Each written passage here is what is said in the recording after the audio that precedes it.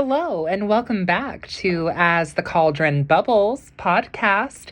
This is your special host, Jasmine, and my beautiful, wonderful, talented, and articulate and thoughtful co-host. Hey guys, it's Sydney. How are y'all? And we have a very special, near and dear guest tonight on the podcast, and a former coven sister of the Solar Court. This is C. So in my Ask a Witch status updates, when I ask you guys covens or questions for a coven, a lot of questions that I get as an HP are, how do I find a coven? How do I join a coven? How do I know if a coven is the right fit for me?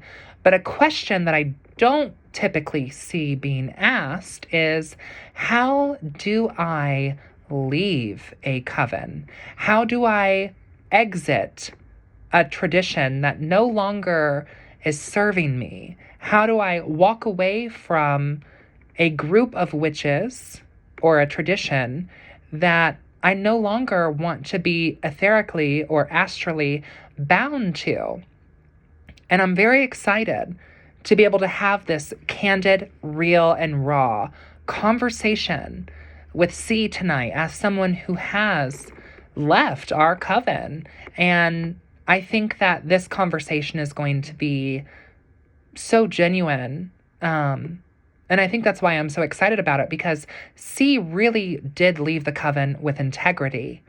And, you know, I think when you leave a coven, there's often all these stereotypes, right? About sometimes covens get convoluted with the idea of what a cult is. Not a cult, but a cult. Mm-hmm. And, you know, your tires are going to get slashed. You're going to get sick. Your house is going to catch on fire.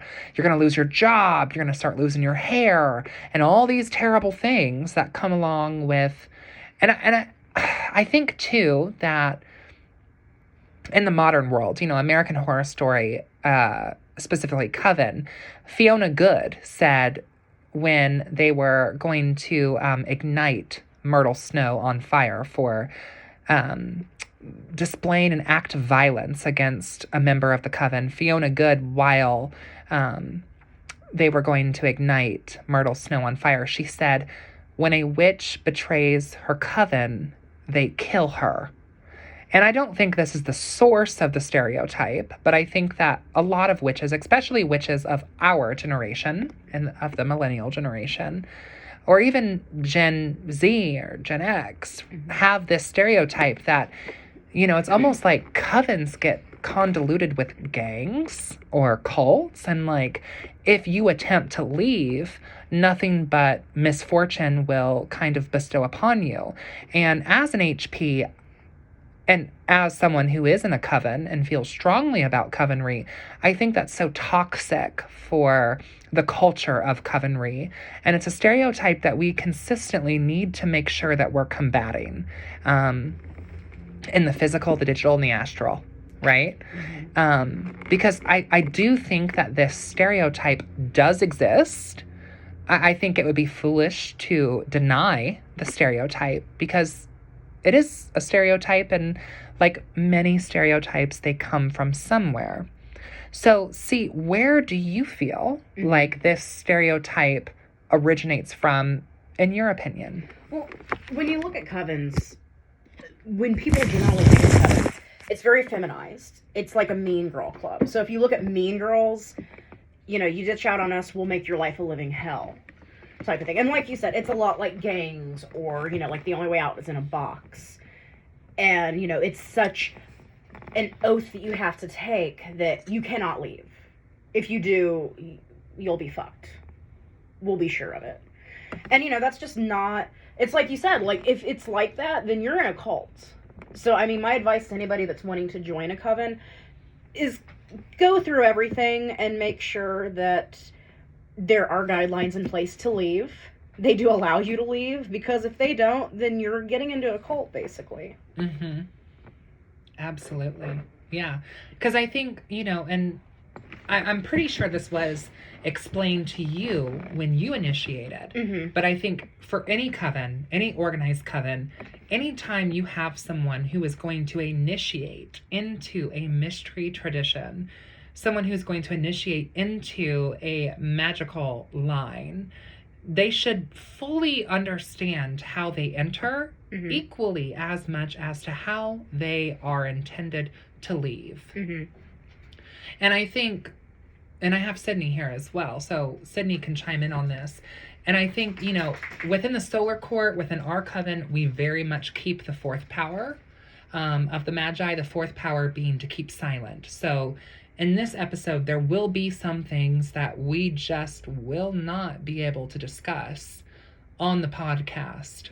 But in keeping the fourth power of the Magi and keeping silent, I do think that talking about how people leave our coven Mm-hmm. is okay to talk about. So in the solar court, when you leave the coven, you take what's called a sabbatical. And this sabbatical is where you take essentially a leave of absence from the coven for 2 sabbats. And the times for that would fall on the wheel at Samhain and Beltane, which are counter each other on the wheel. Mm-hmm.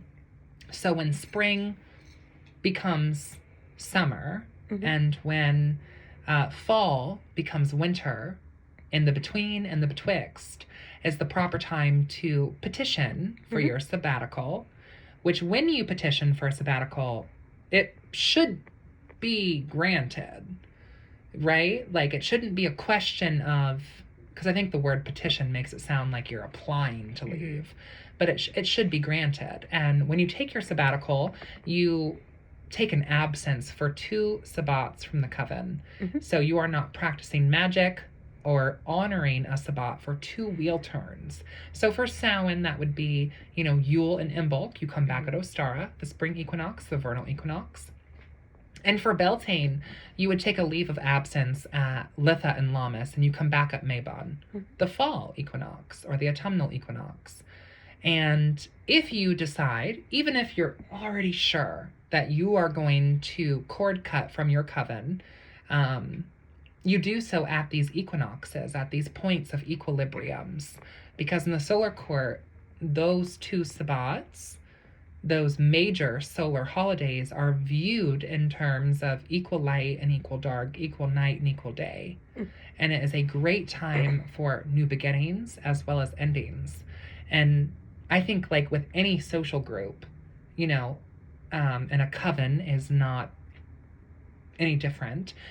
Anytime someone comes into the coven or leaves the coven, the egregore and the hive mind of that group, even if it's, a group of coworkers, you get a new coworker or someone quits their job, it does dramatically change the egregore and the hive mind of that space. So I want to talk first a little bit about definitions. Okay. Okay, because I think I've got ahead of myself a little bit. Schwepped. Babe. So, talking about cord cuttings.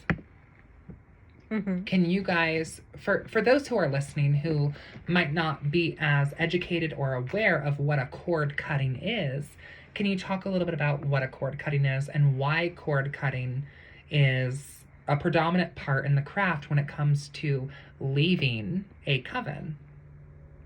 Okay. Up to you. Okay. You go. So I feel like a cord cut. First of all, the sabbatical is so imperative. It's absolutely necessary to do your soul searching to make sure. And this is coming from someone who has taken a sabbatical, and Sydney as well has taken a sabbatical. So we are talking with 2 witches today, both who took a sabbatical, one who left and one who stayed. That's why this episode is going to be so interesting. Yeah, exactly, because you need to take that time to determine, is this what I want to do? This is a heavy decision, and you need to think of it. It's not something where it's like you wake up and you're like, okay, peace out, deuces, whatever. Right. It's something very sacred that you hold dear. And the cord cutting, to me, it's kind of like an exit interview or a divorce. You got married in this ceremony, you made a commitment, you made a vow, And then if you decide to break that, then you need to properly do it right. And you need to officially end it. Or like if you open a Ouija board, you enter in a certain way and you have to exit out. That's the thing people don't realize like about any that ritual, sort of thing. yeah. Yeah, there's when we, closing a circle. You open the circle, you close the circle. Hello. You don't, Protection. it's just manners. You're not raised in a barn. You don't leave the door open, I would hope. You would hope. we pray. But look, let me tell it, and I'm not going to go into specifics or detail. But some of these witches, I think, were raised in a barn. And that's on blasphemy.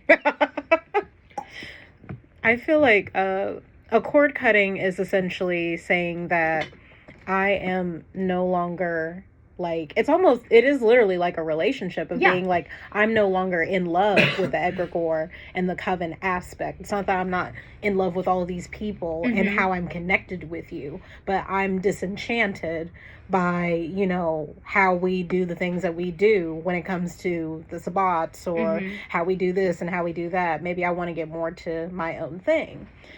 But I also think too, at least when I did more of my petition, I was very open. We had conversations about it. I let everyone know when I was going to do it, how I was going to do it, and I knew I had to honor the tradition. Because I didn't see a point of just being like, peace, I'm gone, because that's not how I felt about the coven. Yeah. And that wasn't how I felt about anyone in the coven either. It was just more of like the way my life is set up. I need to figure out and have this kind of hermit card moment to get myself together. Yeah. And sometimes I think, covens are not immune to having bad blood or beef. Especially a coven, like the Solar Court, where we are really truly like a magical family. And look, when you have sisters, when you have brothers, when you have family, there are going to be times where you do not like your siblings. Period. There are going to be times where you disagree strongly with your siblings. And that should be okay. And we should be able to work through that. But if you feel so hurt and so wounded that you cannot properly take your sabbatical, then there's a much bigger beef, so to speak, and issues than just wanting to be solitary. Yeah. Sometimes it is. And I think that's where those stereotypes come from. Oh, yeah, because I feel like more people say that a cord cutting is like, oh, I don't want to be bothered with these people. And it's like, if you really feel that way, that's more of an internal issue. That's more of like your surroundings when you go home and lay in bed at night. Something's wrong in your own home. There's nothing really happening per se. This is my experience. Can't speak for everybody else. But there's nothing going on in the coven that has an issue. It's you internally. Right. You got to work out this issue before you can get your mind right and either come back and be a part or come back and leave. Because it's like they say in the old ways, marry me and marry part and marry meet again. I feel like we kind of uphold that in the way that we do it, because the sabbatical is so that you can kind of feel that disconnection that you've been wanting to have, so that you can have that alone time. And see if really being disconnected from the coven while you're not formally cord cut, the sabbatical gives you that time alone to see what that's like. And some witches come back and some don't, and neither is condemnable as long as you do so. It's a dry run. It's kind of like the Amish when they hit 18. They're able to leave the commune and live out in the world and see if they like it or not. It's a trial run, basically. Absolutely. So, see, tell us about your experience leaving a coven. Well, first of all, I definitely think there were some powers at be involved in it, considering, I don't know, we got a freaking plague. Woo! And we kept having to put it off until summertime. Yeah. When I formally announced at Samhain that I would be taking a sabbatical. And which was the proper time. Right. Which also was pretty magical, considering we had our snow, the first snow of the season on that, and it was heavy snow. Ooh. Oh, it was great. So how was your experience through petitioning? Let's talk about that. Oh, I mean, it was very cut and dry and seamless, just because this is a well-organized coven. You already had everything nice and neat and orderly in place. The protocols are written out. We all knew what to do. We knew the notion. We knew the motions of it. And I think that's what I really loved about this coven was it was so well organized, and it wasn't just making up rules as you go or demonizing somebody for having a differing thought or anything like that. So yeah, I took the sabbatical that ended up being a little extended just because, Coronavirus. Every 100 years you got to have a plague. Hit the 20s. The roaring 20s. And the cord cutting was beautiful. It was very heartfelt. I felt, I made a connection with each of you, and then we nicely, neatly cut that connection. And there was not bad blood, hard feelings. You took me aside beforehand, said, is there anything I need to know? Do you have any bad blood? Anything you need to tell me? Get off your chest. And, I didn't. And that's but I my appreciate job. having that space to do that if I needed to. Yeah, and I feel like as an HP, that's my job. That's my role in this coven is to make sure that that you have the ability to voice your concerns. And I think that in the SC, like, it's always very much been everyone's voice is valid and everyone's opinion's valid. Ruled like a democracy. Yeah, and this coven has never and will never, if I have any say in it, be ruled like a dictatorship. Because each witch's voice is so important to the collective. Because it is a collective. And I think that's where covens become toxic, is where you have an HP, a high priest or high priestess, who tries to essentially just rule the people. Yeah. With an iron They want fist. a cult. They want followers. Yeah. They don't want actual coven mates. Right. They want a want hierarchy. equals. They don't want equals. Yeah. They don't want to be a part of the band. They want to just be the lead singer. Yep. Yeah. They want the solo album. So talking about your petitioning, so how was your absence? How was your sabbatical? You took that petition and you took those a little bit longer than 2 sabbats off because of coronavirus. But how was your sabbatical? What? I wouldn't trade it for anything. It was a good time for reflection. I did a lot of meditation, did a lot of shadow work. Just it was a time of quiet for me that I really needed to make sure, is this what I want to do? Is this the way my path is going right now? And, I did go back and forth a lot. I mean, it wasn't an easy decision. It was a very heavy decision. And I did think back and forth, well, maybe not. I drew cards on it. And, the cards kept pointing me the hermit card, And, there's nothing wrong with that at all. I wouldn't trade my time in the solar court for anything. I wouldn't trade my bonds with any of you for anything.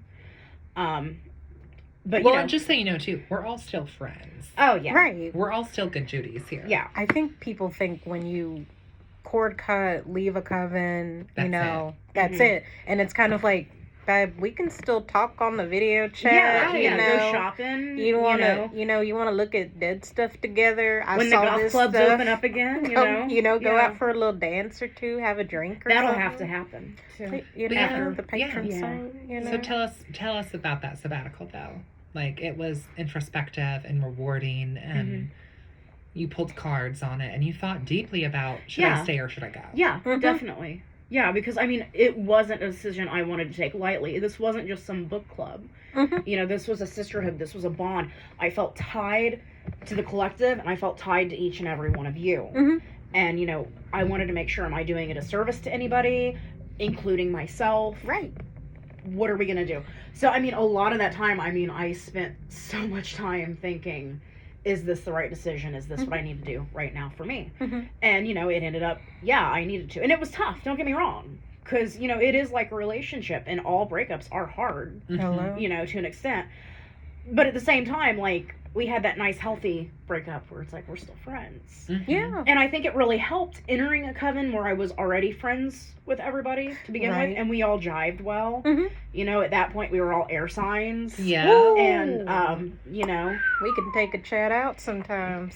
Well, I know when you were talking, because, I met y'all before. I met y'all because of Jasmine. Yes. And Jasmine's exactly. like, I got this one friend. You're going to love her. You got the same birthday. You're both artists. You're both Aquariuses. You both love Sailor Moon. I was like, cool. I was like, what? what? She's got a black cat named Luna. I was like, well, fuck yeah. And, we hit it off right away. Like, one of our retreats, I remember we sat on the floor in that cabin, and we're just talking about bands and stuff from way back in the day when we were teenagers. And it was just have that moment. Yeah, it was just like, where has this person been my entire life? Literally. Or we went shopping, and we went crazy shopping, and you were like, I feel so close to you. Like, I could fart in front of you. Like, we're so close. That's how you know it's real. That's how you know it's If real. you're not like, being able, if you have to close that door, and Yeah. you can't let that go, so I'm sorry. Yeah. It's not a match. So, I mean, I love you both dearly, and I still do. Like, even though our roles have changed, I still love you both dearly. Everybody in the coven, I love dearly. But I think it's so important to have that foundation of friendship, like with a relationship. It's so important to actually like and love the people you're around, instead of just tying in, like, I'm not going to shit on other covens, but I'm sure there's other covens where you just want to join, you don't really know anybody, you don't know what this person's like, that person's like, but okay, I'm in, I'm going to bind to you, I'm going to bond to you, we're going to be all tied together spiritually and emotionally and all that craziness. And you know, again, I think it has to do with just how the solar court has been structured. It made it such a nice, clean cutting ceremony. And can you talk a little bit about how a cord cutting experience, you know, was for you, and what emotions or thoughts you had before, leading up to, and also during and after? So I remember going into Fort Harrison, and the line to get in there was ungodly. It was so long, and it was just like, God, it's just taking longer and longer and longer. Like, And it was already put off because of the pandemic. And I'm just like, this is it. This is it. This is finally it. So, you know, I remember we get in there. We didn't have the site set up. We all just walked there together, right? No, the site was set up. Okay, yeah. You kind of you were a part of another group that was came coming through. in. Yeah, gotcha. And then we were able to. We already had everything going. Okay. We just basically had to wait for everybody to be here at the same time. My memory's getting slippery. Forgive me. It's okay. I'm the bard. Getting old. You know, I'm the bard. I gotta have the memories. I appreciate it. I'm thinking back to the whole thing. Afterwards, like, I remember sitting there in the grass when y'all were kikiing, because it's already like, you know, I'm solitary lone wolf in it. Yeah. And at the same time, I was in one of those moods where it's like, the world is insane right now, and I haven't worked in months, and I'm just gonna lie in the grass and enjoy nature and fuck whatever else is going on. I'm already my own solitary person. I remember at one point, I think you guys even had to, like, yell at me, like, get over here, come on, we're starting. I was like, oh, I'm gonna be late for my own cord cutting. Literally. We're like, come zone back in, zone back in. Sorry, space case over here. But, you know, the whole time, it was just like, it was one of those, I couldn't believe it, but at the same time, it was like, you know, it was kind of how I pictured it. Yeah. And, you know, everybody coming up to me and just giving your words to me. It was very tear-jerking and emotional. And then afterwards, it was just kind of like, if you've ever read, like, a really good book, and then you close the chapter, and you close the book. You know, just like and it's one of those, like, I love this book. I've closed this book, I'm going to put it on my shelf, but I'm going to look at it very fondly, and I love this book. And I might, you know, revisit my memory. Yeah. But I've read the book. There's the book, it's closed. But it was a nice, clean, neat ending, so to speak. Which isn't to say, like, if you have open ritual and you have guest lists, I would love to come. Of Love to see my people.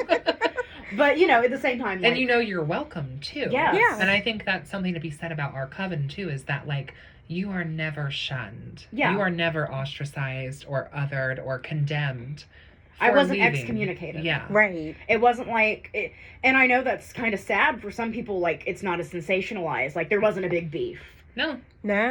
I didn't fuck around with the same dude as you or something. And piss him off, Literally. you know. Literally. You didn't try to hex your I didn't coven cut mate. somebody, you know, talk shit about them, drive their business into the ground, something crazy. So that was the thing, too, because it was a me thing. Not the cliche, like, it's not you, it's me breakup thing, but, like, it was time for me to just be solitary, be a lone wolf, and, you know, do my shit. But, you know, I wouldn't trade that experience for anything. I gained so much camaraderie from it. I learned how to incorporate certain things in my own practice.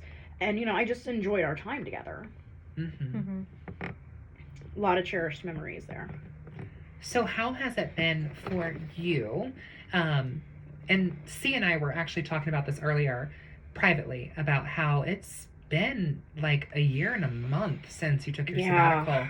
And this upcoming Beltane will be a year and a day of you being fully solitary again. Because you were already a solitary practitioner before joining the coven. Like you were already in your in your witch, right? Before you joined the coven. You were already a practicing witch, already identifying witch. And for a lot of covens, that's a bit of a prerequisite, is that you know. Well, to know, to will, to dare, to keep silent. Hello, 1, 2, 3, and 4. Hello.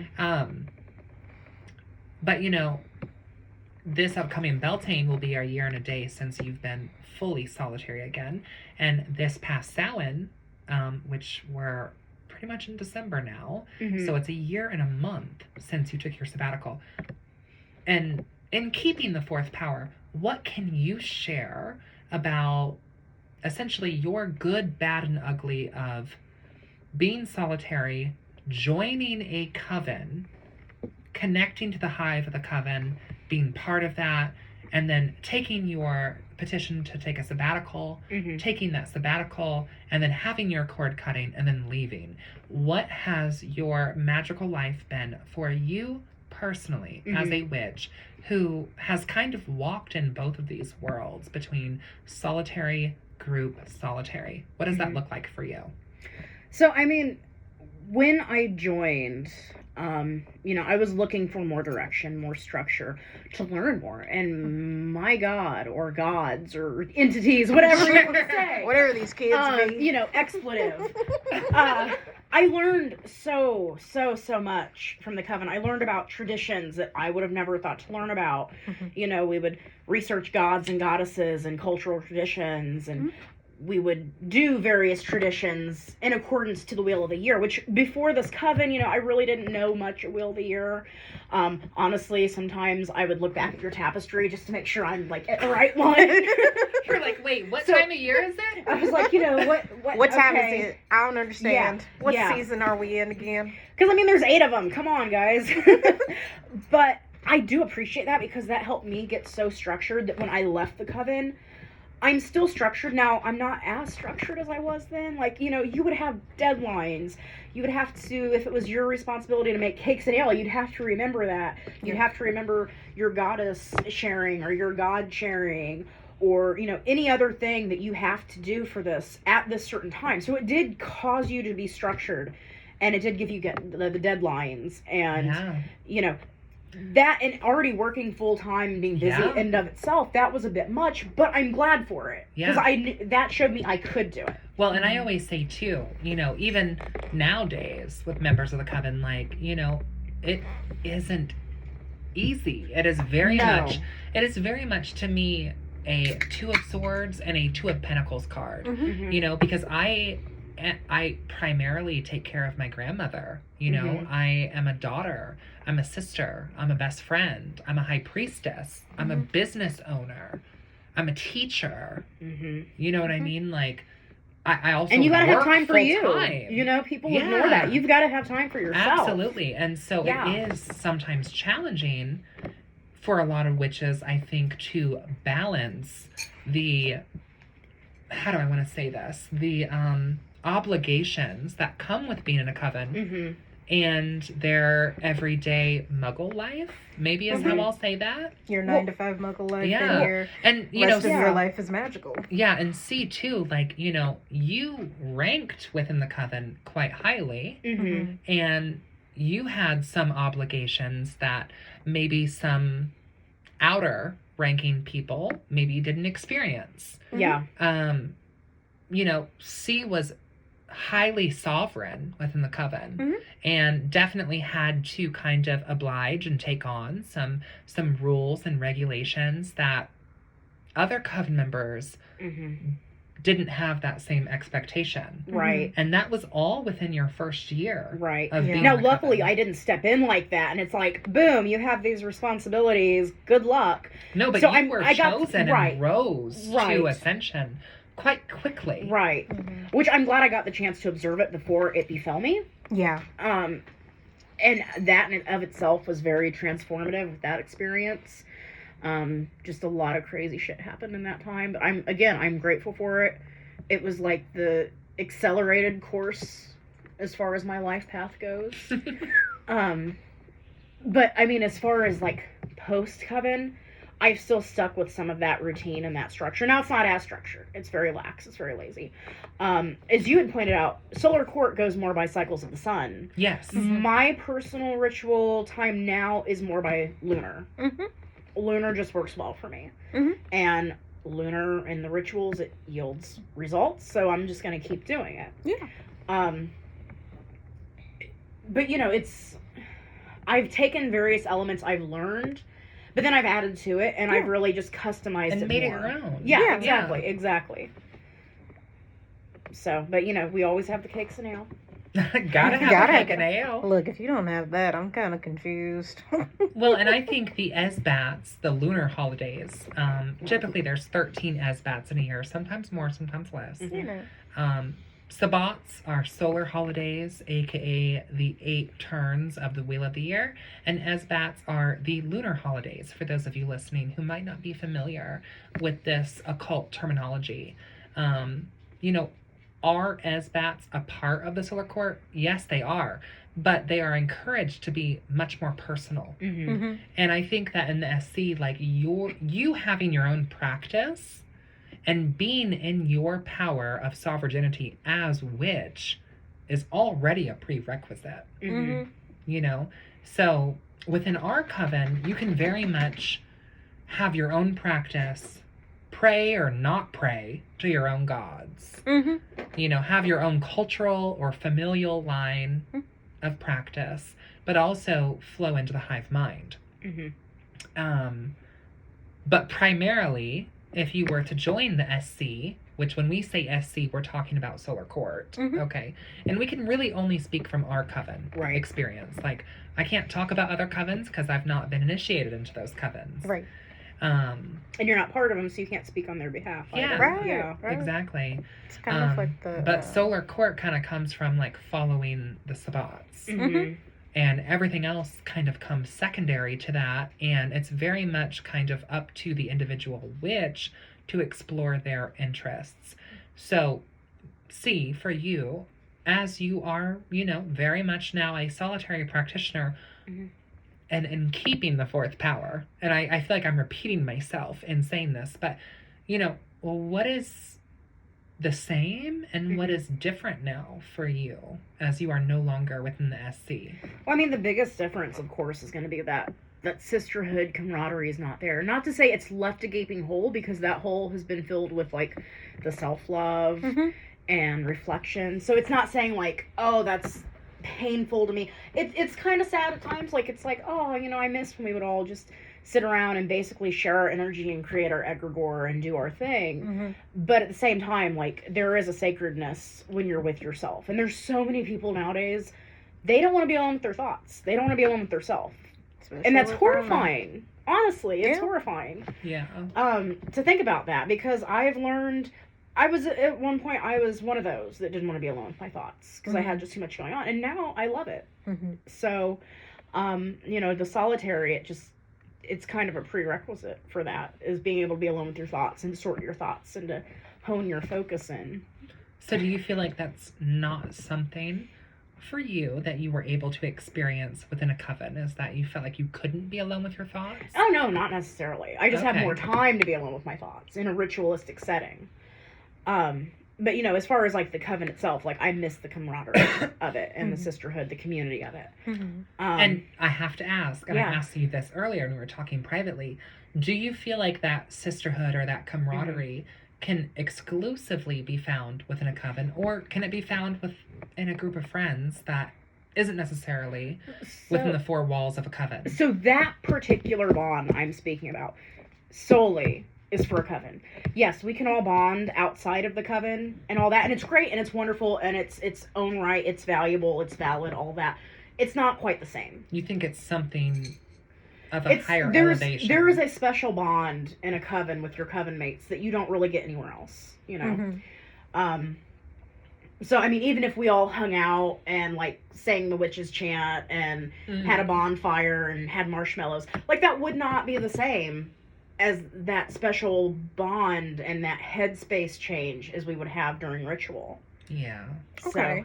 So you, Speaking of which, I feel like this is backwards. We should be opposite sides, so you're over here, because that's how we would always sit. that is true. But it's different now. I know. Yeah, because I know. usually you'd be over We're here. mirrored, basically. Mm-hmm. Yeah. So are you saying too, like when it comes to the feeling, the emotional bond from covenry that's held more in sacred space? Are you talking about that as opposed to that being different as opposed to just a good kiki hangout time? Right, no, that's totally different. Mhm. And I mean, when it comes to ritual practice too, being with the self versus sharing your space with other people, that's totally different. So, Okay. but yeah, that was one thing, I really miss, because like I feel a lot of witches will tell you about post-ritual high. Yeah. And Whew. it's different when you're with a group of people versus when you're with yourself. Because Yeah. you have all these different energies you're processing. Your egregore is different. We all have our own different vibes.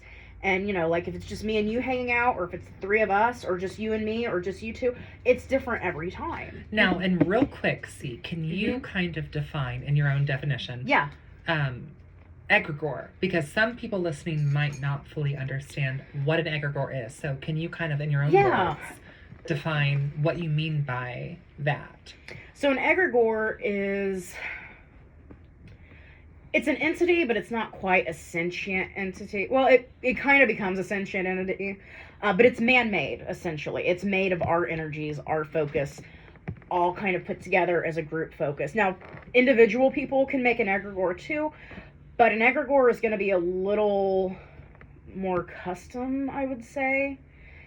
It's And more like the powers combined. Like right. A Captain little Planet. stronger when it's multiple people focusing in on that egregore. Yeah, Yeah. I agree. And I think each coven, whether they know it or not, or any social group, Absolutely. manifests an egregore by each person's energy within it. And everyone's energy. So you have, C and Sid and Jazz and Mary and Ashley and Suzanne and Rebecca and Milagras and you know what I mean? You have all these different people.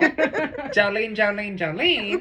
You have all these different people who their energy goes into the spirit of the hive, which then gives birth to the egregore, which then kind of becomes like the overall energy of the group.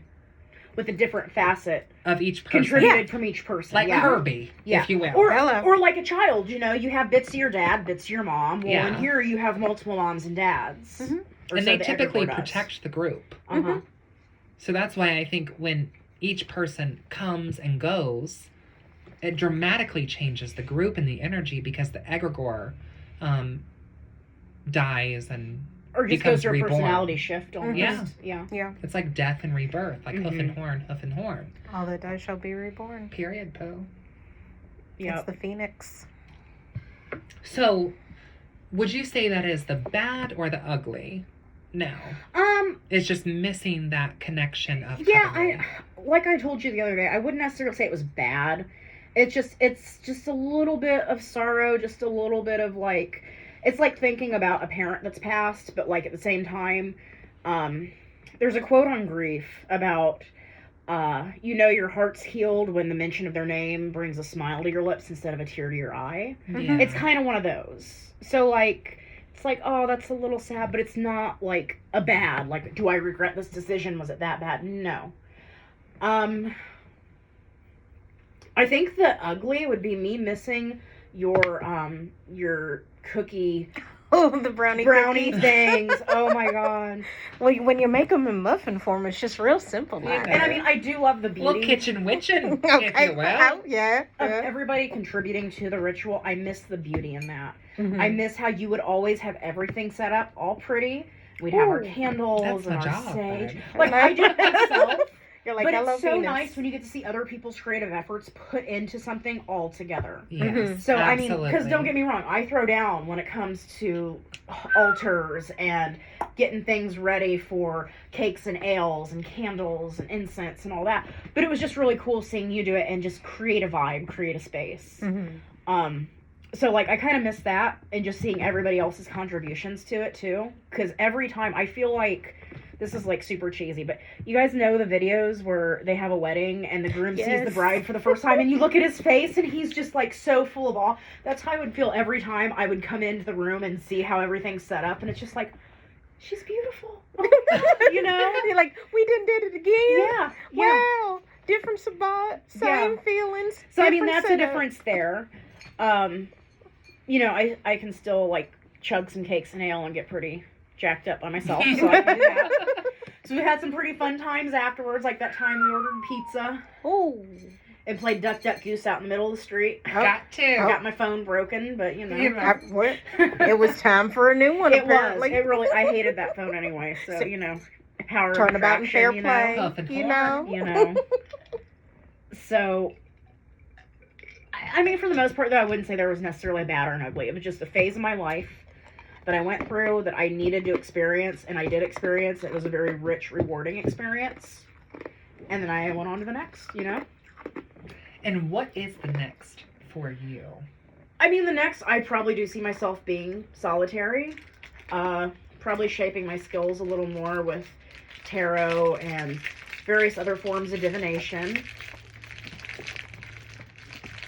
I would like to start writing a book, actually. Okay. Yeah, no, the craziest thing, I had my palm read in 2014 or so, and was told very specifically I would come into a large sum of money around the age of 42 on a book that I wrote, which is oddly specific. I mean, the clairvoyance of the kids. But, you know, but I do like to write. But, you know, that's something I'd like to get on. I've had a couple friends in the occult that, because I do have kind of a network of people that I talk to about this sort of stuff, and they've all encouraged and been like, you need to get on this book right now. And it's just like, where do I start? Am I going to take little pages out of my book of shadows or what? Because I do approach this stuff very much like a scientist, and I try to record my findings and then, you know, put them into words. It's just, the issue is just the structure. But again, being in the coven helped my structure. So you're basically just trying to figure out how to create your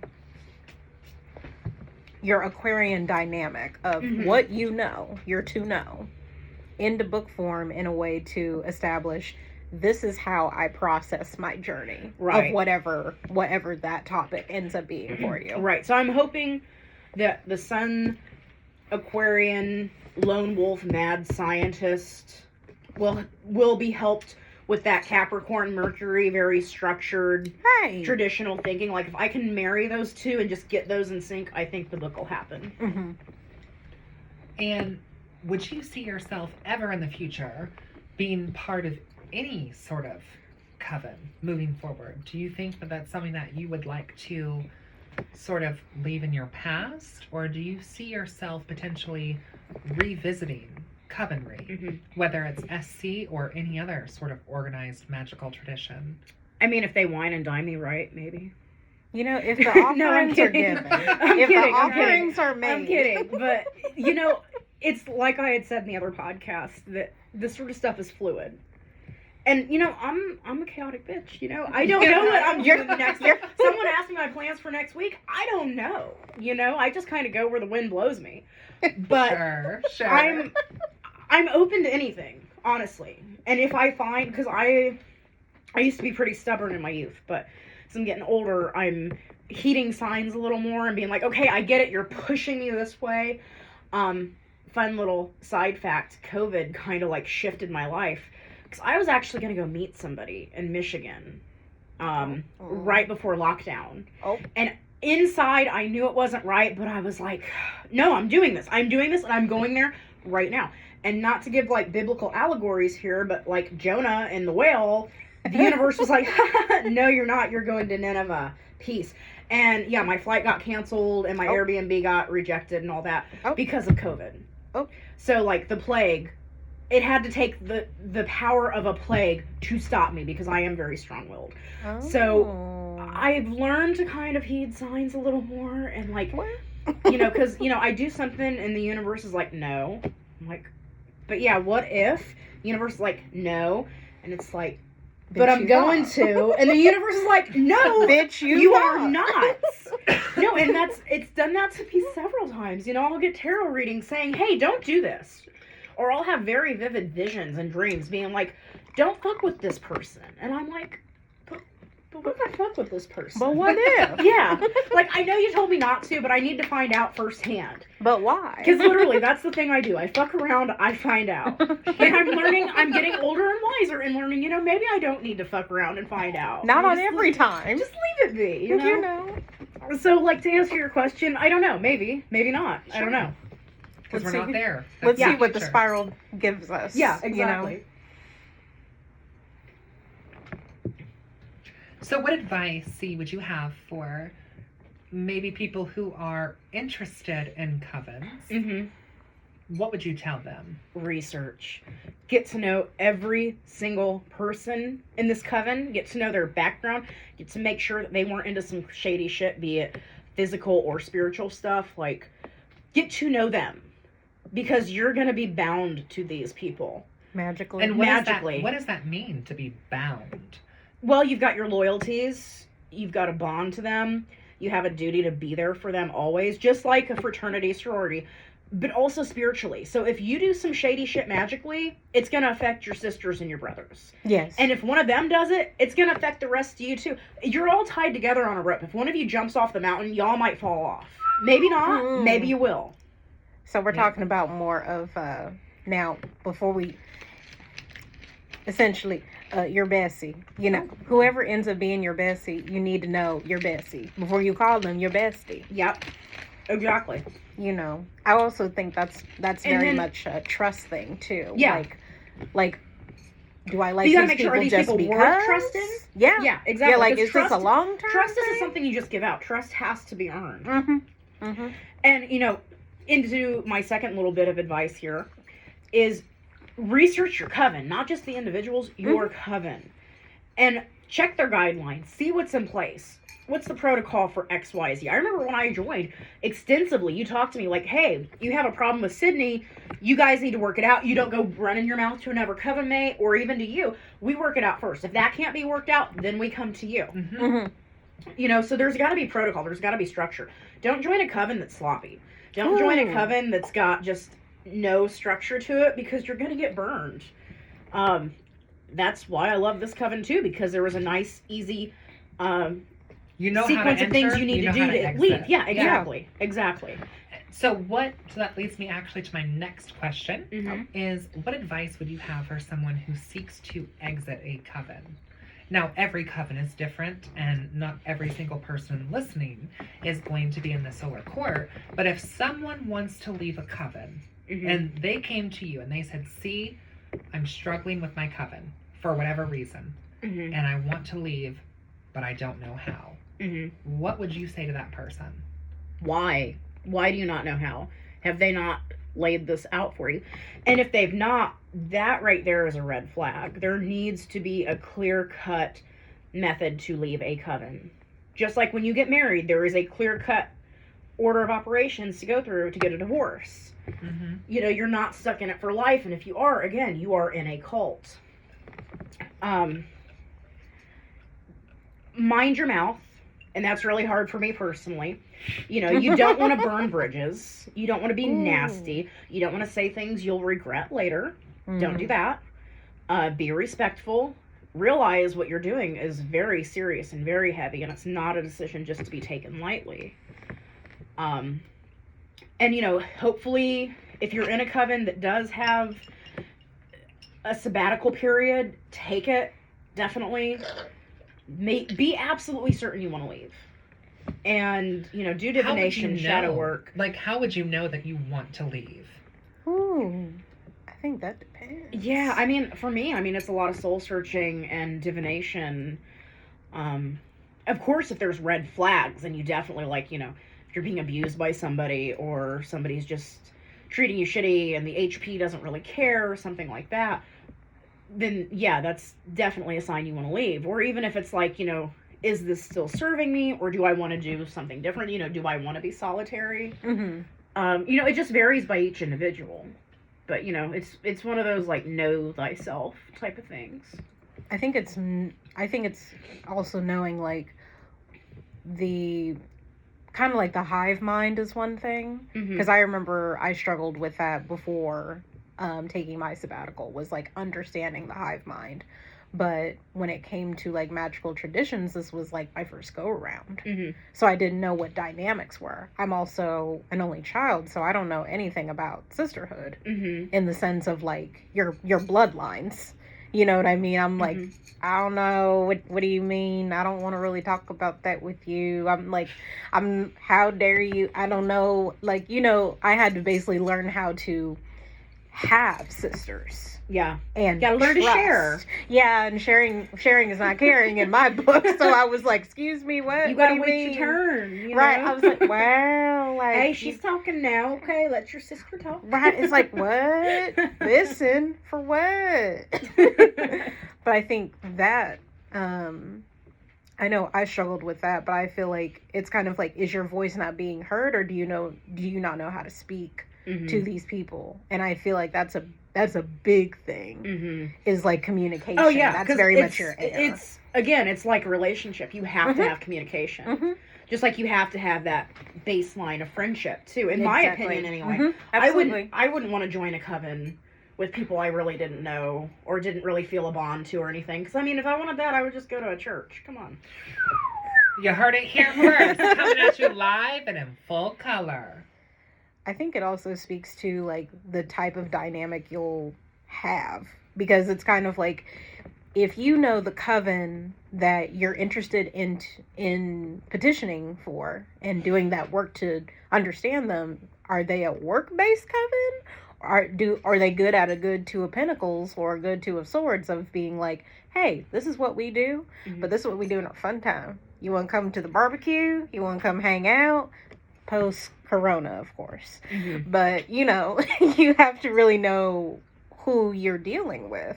But also too, magically, you know, if you know somebody is like messy on a certain level, and I mean messy to where you feel it energetically, that's probably not somebody that you want to create a bond with. Mhm. That's maybe something you don't even want to bother holding hands. You know what I mean? Because compatibility is important. If you want your Mhm. magic to work together instead of against each other, you got to learn to be compatible. You got to learn to synchronize and do Mhm. this magical dance, so to speak. A little synastry. Yeah, and not everybody is choreographed the same way. Ooh. And yeah.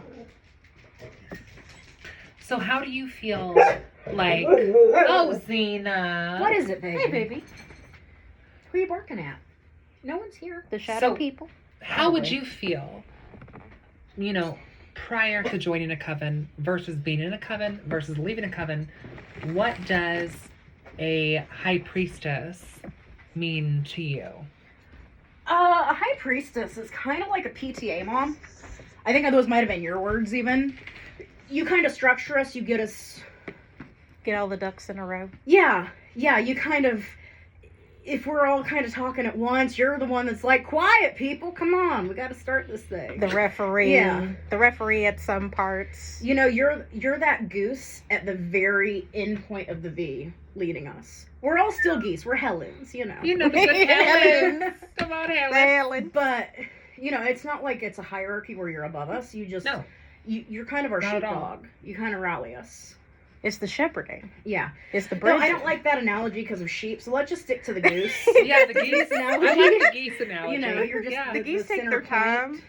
Sometimes you want to go and eat your food over here and wander about, squander over there. PTA HP just comes back and it's like, hey, we're Honk, over honk. here. So Are I we do have all to say honking? too, we have definitely gone over in this episode, and I love, you know, hearing your perspective on before, during, and after of covenry. And I would Mhm. love to, and for those of you watching, if you're interested in hearing a part 2 to this, comment down below and let us know, because I feel like there's more that we can explore so much. here. Yeah. We can really so- divide it up. Yeah, so comment down below. But honestly, truly, and really, I appreciate this candid conversation. And I've thoroughly enjoyed having you both on the podcast again. And until next time, blessed be. Blessed Blessed be. be.